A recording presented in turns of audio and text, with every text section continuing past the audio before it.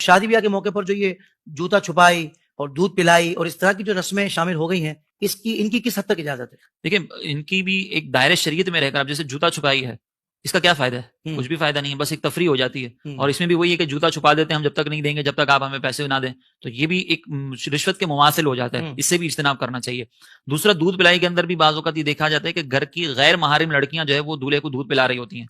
اگر یہ معاملہ ہے، جیسے ممانیاں پلا رہی ہوتی ہیں، کزنس پلا رہی ہوتی ہیں دولہے کو، تو یہ سب کی سب غیر محرم ہے. اگر یہ دودھ پلا رہی ہیں تو یہ شرعی طور پر درست نہیں ہے، اس کی بھی اجازت نہیں ہوگی. ہاں، اگر مثال کے طور پر ایک دعوت کر لی، گیٹ ٹوگیدر کر لیا، اس میں جو ہے وہ کسی بہن نے دودھ پلا دیا بھائی کو اور اس طرح کا کوئی رسم دے دی، تو پھر اس کی اجازت ہوگی، لیکن اس میں بھی بے پردگی کی اجازت نہیں ہے، اس میں بھی کسی اور خرافات کی اجازت نہیں ہوگی.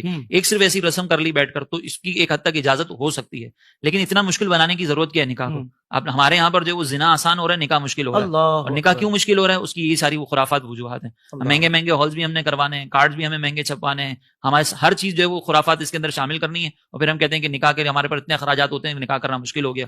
تو نکاح کرنا مشکل ہو گیا، زنا کرنا آسان ہو گیا ہماری ان خرافات کی وجہ سے. لہٰذا ان خرافات کو جنم نہ دیں. ہمیں سیدھا سیدھا شریعت نے نکاح کا حکم دیا، اور نکاح کے بعد جو وہ سرکار علیہ السلام نے سادے سے ولیمے کا حکم دیا کہ اگر ایک بکری بھی ہو تو اس کو بھی ذبح کر کے ولیمہ کیا جائے، بس ایک سنت ہے، اس کو اپنایا جائے. بالکل ٹھیک ہے.